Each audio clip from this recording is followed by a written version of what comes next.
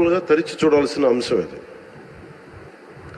వారికి ఎవ్వరికీ కూడా ప్రజాస్వామ్య విధానాల మీద ఏమాత్రం గౌరవం లేదు. పోలీస్ అధికారులు వాళ్ళు తప్పులు చేసే పోలీస్ అధికారులు వాళ్ళని అరెస్ట్ చేసి నిలువరిస్తే మటుకు మేము వెంటాడుతాం, మేము will hunt you no matter where you are, మీరు ఎక్కడ విదేశాల్లో ఉన్న వెంటాడుతామనే ఈ స్టేట్మెంట్స్ చాలా ఇబ్బంది కలిగిస్తాం. ఇది వారికి సందర్భంగా తెలియజేస్తూ ఉన్నాం. ఇది ఈ గవర్నమెంట్ నారా చంద్రబాబు నాయుడు గారి నాయకత్వంలో కూటమి ప్రభుత్వం ఇలాంటి అసాంఘిక చర్యల్ని ఏమాత్రం సహించం. ముఖ్యంగా ఆడపిల్లల భద్రత ఈ రాష్ట్రానికి చాలా కీలకమైంది. వీటికి ఆడపిల్లల భద్రతకు సంబంధించిన కానీ అనార్కిస్ట్ అప్రోచ్ కానీ రాష్ట్రంలో ఉంటే ఏమాత్రం సహించే విధానం ఈ కూటమి ప్రభుత్వానికి లేదు అనేది మీ అందరికీ చాలా ప్రత్యేకంగా మేము తెలియజేస్తున్నాం. వారికి కూడా బెదిరించే వాళ్ళకి ఈ సందర్భంగా ఒకటే తెలియజేస్తున్నాం, గొంతుకులు కోస్తాం, కుత్తుకలు కోస్తాం, ఇలాంటి నినాదాలకి భయపడే వాళ్ళం ఎవరూ లేము ఇక్కడ.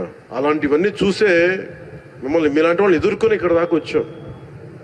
ఇలాంటి పిచ్చి బెదిరింపులు కానీ పనికి మాలిన బెదిరింపులు కానీ దయచేసి చేయకండి. తాటాక చప్పులకి ఇక్కడ ఎవరు భయపడేవారు లేరు. ఇంకా సంస్కారం ఉంది కాబట్టి, మాట మీద గౌరవం ఉంది కాబట్టి ఇంకా చాలా పద్ధతిగా మాట్లాడుతున్నాం.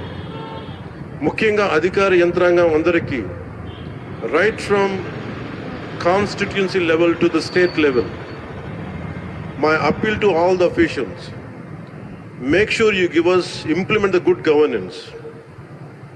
ముఖ్యంగా లా అండ్ ఆర్డర్కి సంబంధించి మటుకు కరప్షన్ లేని విధానాలతోటి ముందుకెళ్లాలని మనస్ఫూర్తిగా కోరుకుంటా ఉన్నాం. అలాగే ఏ విధమైన ఇబ్బందులు కలిగించినా, చాలామందికి ఒక ఆలోచన ఉండొచ్చు, మళ్ళీ ఆ ప్రభుత్వం వస్తే ఏమవుతుంది, ఆ ప్రభుత్వం రావట్లేదు. ఇది ఎందుకు చెప్తున్నానంటే, ఇది I want to give you confidence, I want to empower you. ఎందుకంటే మేమందరం ఇంక సహించడానికి సిద్ధంగా లేవు. ఇక్కడ ఈ కూటమి ప్రభుత్వం తక్కువ మేము మాట్లాడుకుంది 15 నుంచి 20 ఏళ్ళు ఉండాలి. ఎందుకు అనుకున్నామంటే ఆంధ్రప్రదేశ్ వికసిత్ ఆంధ్రప్రదేశ్గా ఉండాలి, వికసిత్ భారత్లో భాగంగా ఉండాలి. అంటే ఈ ఐక్యత చెడగొట్టే పరిస్థితుల్లో నేను లేను, ఎవ్వరం కూడా లేవు. అలాగే ఇది